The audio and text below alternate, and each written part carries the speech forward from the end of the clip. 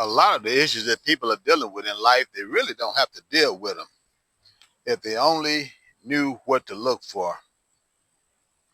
Today I'm here looking at this here plant most know by the name of Stonebreaker. It's a tropical plant go by the name of Chanca Piedra. I'm probably butchering that name, but I know it by the name of the Stonebreaker plant. And a lot of time when people are dealing with things like trying to do kidney stone management, this is the plant that they go for. And if you see, you can see this plant here, you can see it, but if you look on the bottom side of it, you see those little things that look like stones, and that's how it gets its identification. But this is the Stonebreaker plant. And when people are dealing with health issues, they're trying to do kidney stone management. You might be trying to overcome something dealing with your liver health. This plant is used in protecting it from cellular damage. It's used also in hepatitis B treatment. Then a lot of times people that are dealing with alcoholics hepatitis, this plant is also used for that. Then other things, people dealing with digestive health, trying to uh, help with antibacterial action. This here plant here helps in killing the bacteria responsible for stomach ulcers. It also helps in relief for constipation and upset stomach. And then a lot of people, they dealing with gout, the swelling of the joints and so forth. Well, this here plant right here is good for gout.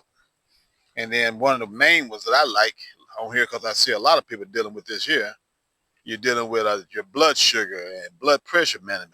Well, you would use this plant here in lowering your blood sugar and also lowering your blood pressure. But do your own research. These plants, they're out here. God has provided for them. They're here to help us heal us. But also on a metaphysical level, people use this plant.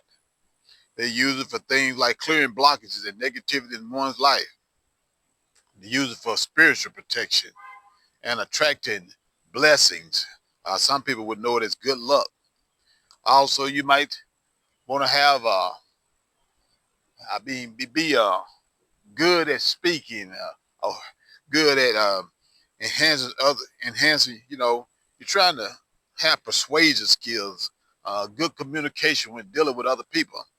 People use this plant, and then also it's used in promoting positive emotion and emotional healing. But all of these plants that are out here, in this here particular plant here, I mean, here in the southern part of the United States, which is where I'm at in Mississippi, this plant just grows wild. It's all over the place. So people dealing with things like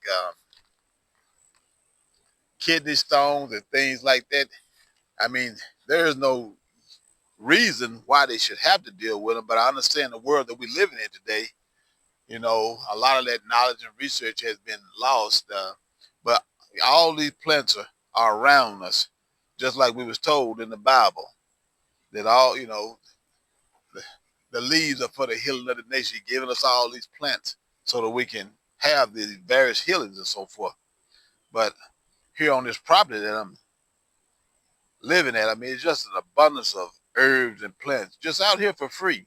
Anything that you want to deal with. But do your own research. But I just want to make those things known. This is one of those plants they use in hoodoo that get things done. But it's a great plant when you're dealing with health, and it's also a great plant when you're trying to accomplish certain metaphysical feats.